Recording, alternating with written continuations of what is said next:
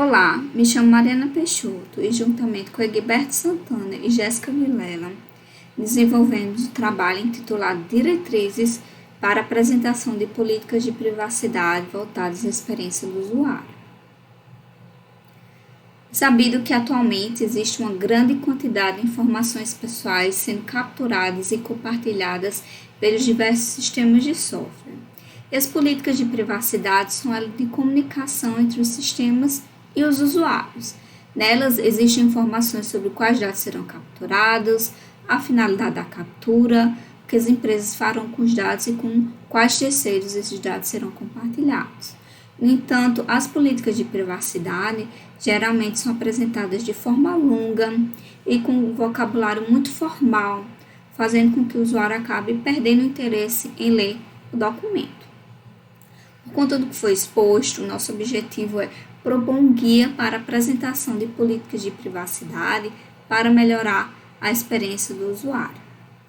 Nossa metodologia foi dividida em 4 partes. A primeira delas, a revisão da literatura para o entendimento dos pesquisadores acerca do tema, ou seja, acerca da privacidade, de políticas de privacidade, leis de proteção de dados, como é o caso da LGPD, que é a Lei Geral de Proteção de Dados brasileira. Depois disso, realizamos a aplicação de avaliações utilizando as heurísticas de Nielsen para obter ideias e entendimentos sobre o problema de usabilidade de páginas de política de privacidade diversas.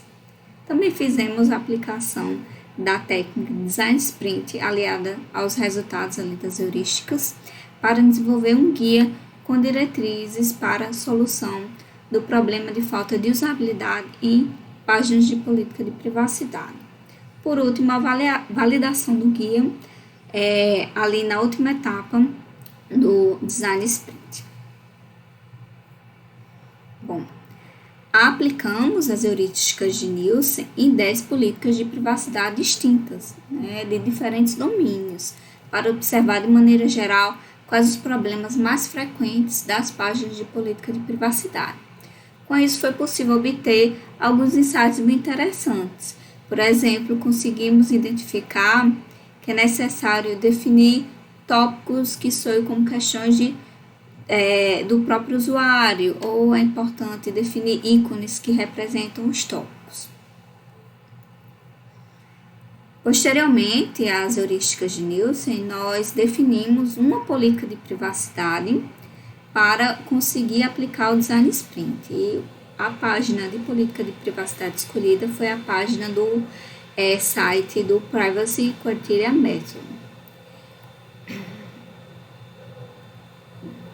A aplicação do Design Sprint aconteceu em etapas, que denominamos dias.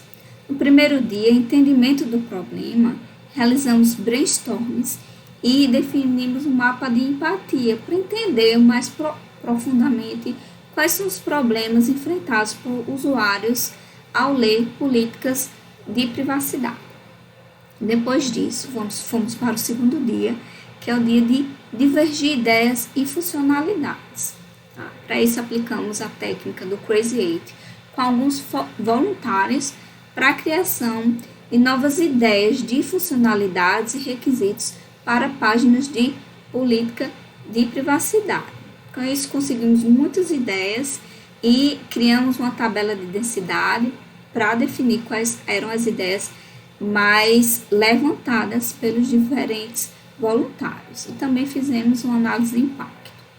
No terceiro dia foi o dia de decidir as funcionalidades ali criadas no segundo dia, encontradas no segundo dia, para assim definir o guia, as diretrizes do guia.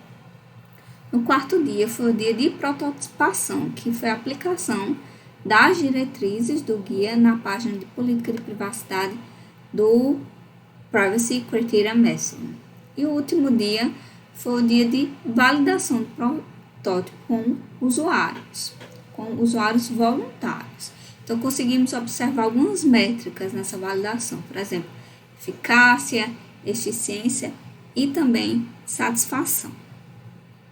Bom, o guia ele possui 9 diretrizes Vale salientar que essas nove diretrizes foram encontradas com a aplicação ali do Design Sprint e diretrizes que julgamos importantes que políticas de privacidade possuam para possibilitar uma boa experiência do usuário. Por exemplo, a primeira diretriz afirma que é necessário destacar informações sensíveis relacionadas ao compartilhamento de dados. A segunda diretriz afirma que é necessário oferecer um menu de navegação guiado a tópicos ou subtópicos ou uma funcionalidade de busca alternativa. Posteriormente, criamos o protótipo do PCM com base nas 9 diretrizes. Por exemplo, em 1, seguimos a diretriz sobre destacar informações sensíveis relacionadas ao compartilhamento de dados.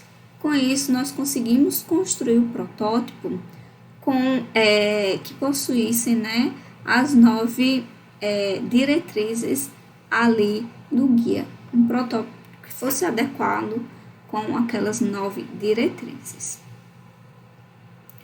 Por fim, realizamos a validação na última etapa do Design Sprint. Então, validamos de acordo com eficácia, eficiência e também satisfação. Para a validação, criamos uma atividade com uma série de tarefas com os usuários, tá? Então, por exemplo, pedimos para esses usuários, eles navegarem até encontrar o e-mail de contato da empresa para a política de privacidade. Nós pedimos também para pesquisar sobre alguns termos. Então, fizemos essa validação com esses usuários que conseguiram executar 10 tarefas distintas. Para eficácia, observamos, por exemplo, a conclusão sem erros, conclusão com erros, conclusão com pedido de ajuda e não conclusão. E conseguimos resultados bastante promissores, visto que a porcentagem de conclusão foi maior que 75%, exceto nas tarefas 2 e 5.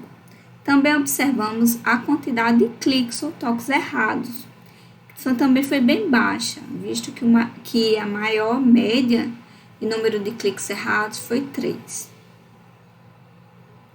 Para eficiência, nós conseguimos observar o tempo médio e o maior tempo e o menor tempo para execução ali das tarefas e também conseguimos encontrar resultados bastante promissores, visto que o tempo médio de execução das tarefas não foi alto para nenhuma das tarefas.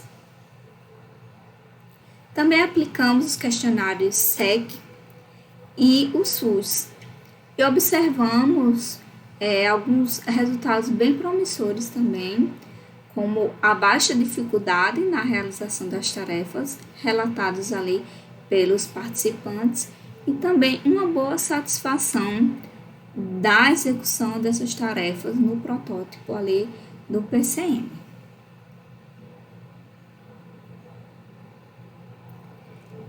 Por último, nós conseguimos concluir que conseguimos desenvolver um guia com diretrizes para apresentar melhor políticas de privacidade para o usuário e conseguimos também evidências de áreas de dificuldade na interface que o usuário tem para poder ter um entendimento ali sobre a política de privacidade.